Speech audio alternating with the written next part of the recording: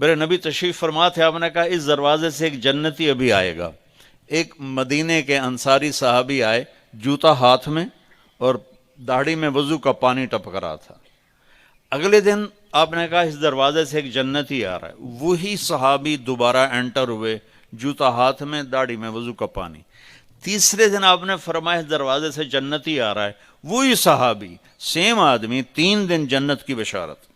تو اس محفل میں ایک صحابی ہیں عبداللہ بن عمر رضی اللہ عنہ، یہ 1.25 صحابہ میں سب سے زیادہ عبادت والے تھے، ان جیسی عبادت کسی صحابی نے نہیں کی۔ سارا سال روزہ رکھتے تھے، کوئی افطار نہیں سوائے عید کے، اور ساری رات نفل پڑھتے تھے۔ شادی والی رات، سہاگ رات، بیگم دلہن تیار بیٹھی، حضرت تشریف لائے اور مصلی پہ کھڑے ہو کے اللہ اکبر۔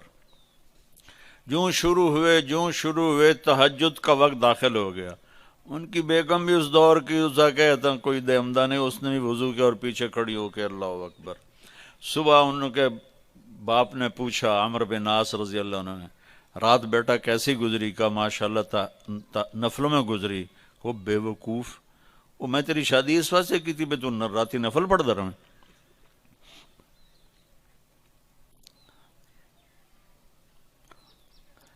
تو یہ صحابی تھے عبداللہ بن عمر، یہ اتنے عبادت گزار تھے۔ ان کو خیال آیا یہ مجھ سے زیادہ عبادت کرتا ہے جو یہ جنت کی بشارت 3 دن مسلسل، 24 گھنٹے کا سکیل تو میں نے پورا کیا ہوا ہے، تو اس کے پاس 26واں گھنٹہ ہے جو مجھ سے زیادہ عبادت کرتا ہے۔ تو ان کے پاس چلے گئے، کہا چاچا آپ کے پاس 2-3 دن ٹھہر جاؤں؟ انہوں نے کہا ہاں ٹھہر جاؤ۔ ذرا ادھیڑ عمر کے تھے۔ اب جب رات ہوئی تو انہوں نے جلدی سے چادر اوپر لی عبداللہ بن عمر، اور یوں سوراخ کر کے نا ان کو دیکھنے لگے کہ اب یہ کیا کرے گا۔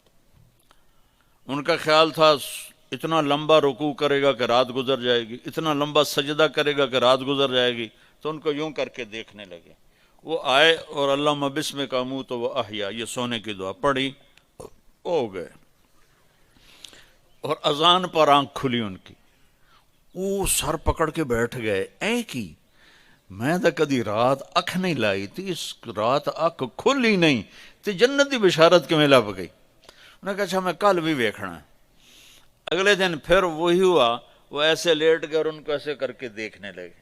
وہ پھر ماشاءاللہ آیا اور کہا اللہم بسمک اموت و احیا، ہو گئے۔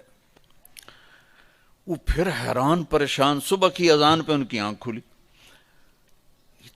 اس زمانے میں منافق تہجد نہیں چھوڑتا تھا ڈر کے مارے، تو یہ تو اتنے بڑے صحابی ہیں۔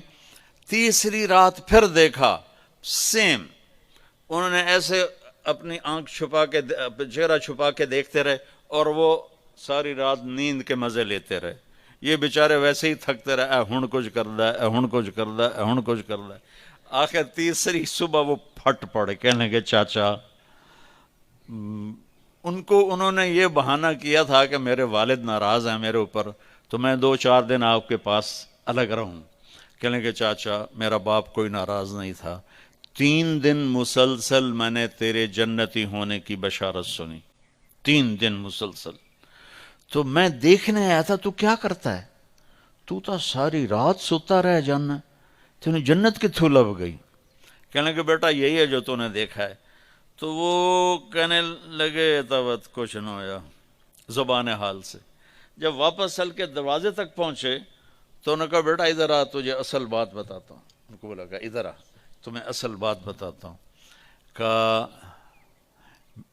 یوں دل پہ ہاتھ رکھ کر کہا یہ جو میرا دل ہے نا، اس میں دنیا کے کسی انسان کی نفرت کوئی نہیں، بغض کوئی نہیں، حسد کوئی نہیں، کھوٹ کوئی نہیں، اور اس زبان سے میں نے کبھی کسی کو دکھ دینے والا بول نہیں بولا، اور اللہ جب کسی کو نعمت دیتا ہے میں خوش ہوتا ہوں، مجھے حسد نہیں ہوتا۔